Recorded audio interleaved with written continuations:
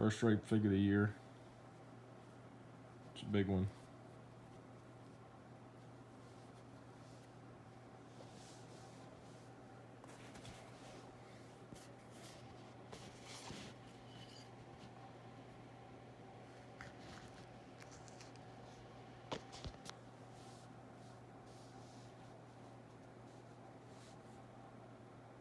That's about it.